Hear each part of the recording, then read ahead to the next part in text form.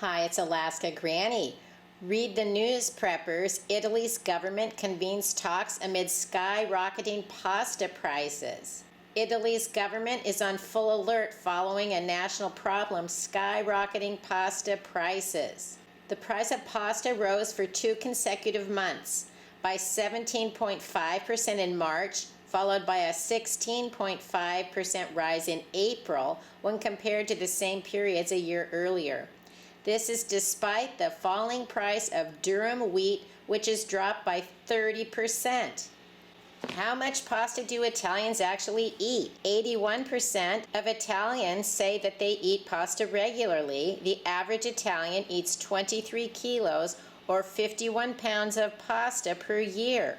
Compared to 55% of Americans eat pasta regularly, the average American eats about 15.5 pounds per year. But other places say it's 18 pounds per year, even up to 26 pounds per year for Americans. So it's hard to say what the answer is. I suppose it depends where you are taking the survey to find out how much people are eating in a certain area. Food storage guidelines recommend storing 21 pounds of pasta per year. If you figure 1 pound of uncooked pasta equals 4 servings, if you just wanted to have, say, spaghetti once a week for a whole year, for a family of 4, you would need 52 pounds of spaghetti noodles.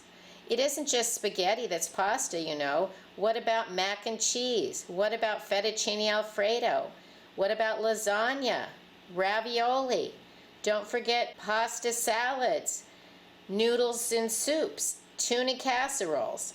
How about the easy-to-prepare meals like pastaroni, nor pasta sides, suddenly salad, even canned foods that include pasta, such as Chef Boyardee? You likely eat more pasta than you realize when you look at all of the different foods that include pastas. Well, if you're on some keto diet and you don't care to eat pasta anymore, that's great. But what happens if the economy goes south and the foods you do want to eat are no longer available? What are those people going to eat? I don't know. Perhaps then they'll be hunting for whatever pasta and rice is left in the store. We've been hearing for the longest time that there are challenges to the supply of wheat. It's declining. Prices are going up. Most pasta is made out of wheat. And so if pasta is something that you enjoy eating, you better make sure that you have enough going forward. If the prices are going to continue to rise and the food becomes in shorter supply, you could be priced out of having what right now is a pretty cheap and easy meal. If you take the time to store pasta in an airtight container, it can last indefinitely. You could put it away, seal it in a Mylar bag with an oxygen absorber, even break pasta long noodles in half, put them in a jar and seal them up, and you could put it away on the shelf for 10, 20, 30 years, and you're always going to have the food that you need. So if pasta is something that you need, take an inventory on how much you have, decide how much you might want to have, and for how long of a period you might want to have your food storage stockpile. Those are the foods that you should continue to stockpile. But then remember, a prepper pantry should be a working pantry. You should be working your way through it, making meals with some of your food, rotating and replacing it.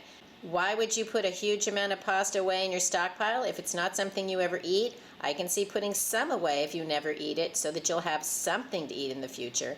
But the foods that you store should be foods that you are willing to eat and you enjoy.